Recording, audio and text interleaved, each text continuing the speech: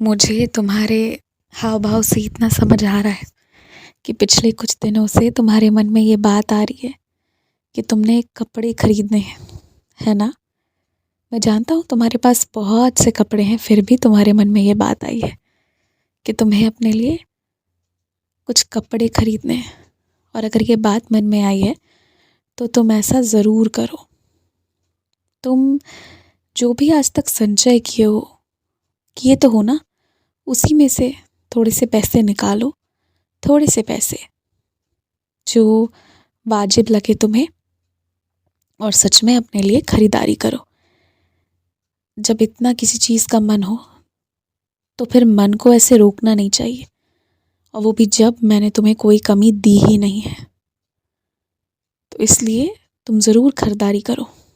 और एक बात याद रखना, जो अभी आगे त्योहार आएंगे, विशेषकर होली आएगी, उस समय तुम्हें कुछ लोगों को राशन देना है।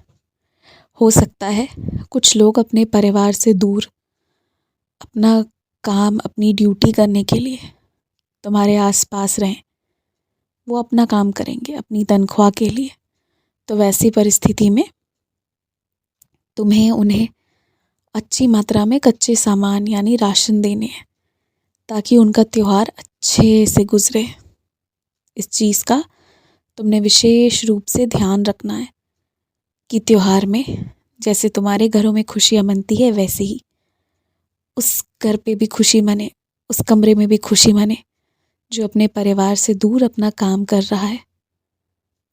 और तुम्हें नहीं पता, वो भी चाहते तो छुट्टी ले सकते थे, पर ये जो थोड़ी सी शगुन, थोड़ी सी बख्शीश मिलती है ना त्योहारों में, इसे ही कमाने की वजह से वो छुट्टी नहीं कर रहे हैं।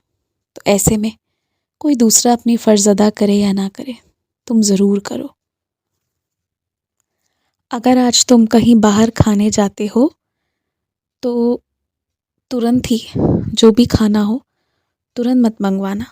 5 से 7 मिनट का समय लेना और पहले अच्छे से सोच लेना कि तुम्हें सच में क्या खाना है, और फिर जो तुम्हारे मन में आए कि मुझे ये चीज़ खानी है, तो उस चीज़ को ही मंगवाना। कोई एक ही चीज़ मंगवाना जो तुम्हें खाने का मन हो, कोई 1 या 2 प्रकार। बहुत सारी चीज़ें मत मंगवाना और पहले कुछ मंगवा दिया फिर कुछ और खाने का मन हो रहा है। इससे बचने के लिए, और क्योंकि जब आज बाहर खाने जा रहे हो तो मन में संतोष होना चाहिए कि हाँ तुम आज खा रहे हो, ताकि अगले 1 हफ्ते तक ना फिर तुम बाहर खाने के बारे में ना सोचो। तो जब ऐसा करने वाले हो तो 5-7 मिनट समय लेना, समय लेकर फिर बढ़िया से खाना। इस चीज़ का तुमने विशेष ख्याल करना है जो मैं तुमसे कह रहा हूँ। कल ना मैंने तुम्हें मंदिर बुलाया होता, तुम्हारे मंदिर आने की योजना भी सफल हुई होती, लेकिन तुम्हारी शरीर, तुम्हारा थकान और तुम्हारे ऊपर पड़ने वाले काम को देखते हुए मुझे ऐसा लगा कि तुम घर से ही मेरी आराधना करो, वही बेहतर होगा, वही ज़्यादा अच्छा है। समाज में अलग अलग काम के लिए अलग अलग लोगों को उस कार्य के लिए जिम्मेदारी दी गई है, और जब कोई दूसरा किसी और का काम करने आए, वो भी बिना अनुमति के, तो वहाँ कोई किसी की बात नहीं मानेगा। तुम खुद सोचो, एक पुलिस है, उसके पास कुछ अधिकार है, और अगर कोई दूसरा आदमी उसके बजाय कुछ वैसा ही काम करने आए तो कोई क्यों मानेगा? नहीं मानेगा ना। तुम्हारे पास कोई आएगा तो तुम मानोगे? नहीं ना। तो ठीक इसी तरह जो भी तुमसे ऊपर के ओहदे वाले लोगों ने तुमसे करवाया, उसमें से कुछ काम तुम्हारा नहीं था, उसमें से कुछ काम उनका था। उन्होंने तुम्हें दिया करने को तो लोग माने नहीं, तुम्हारा अपमान किए हैं। पर दरअसल ना, जिन लोगों के लिए उन्होंने तुमसे कहा था काम करवाने को, उनके लिए तुम उचित व्यक्ति नहीं थे। वही जो तुमसे थोड़े ऊपर के ओहदे पर बैठे हैं, वो उचित थे, उनको खुद करवाना चाहिए था। तो इस वजह से सारी गड़बड़ हुई है।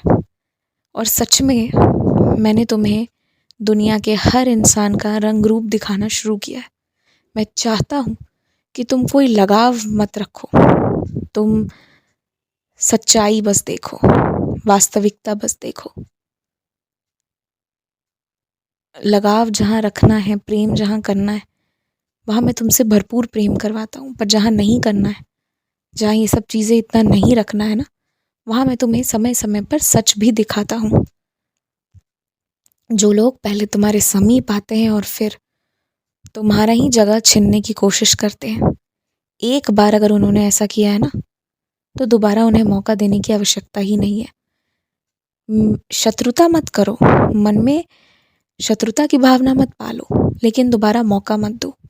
एक बार काफ़ी है किसी को भी समझने परखने के लिए। तुम मेरे इशारे समझ रहे हो ना मैं किस ओर बात कर रहा हूँ? तो इस चीज़ का तुमने बहुत ध्यान रखना है। खूब खुश रहो, आयुष्मान भव, दीर्घायु भव।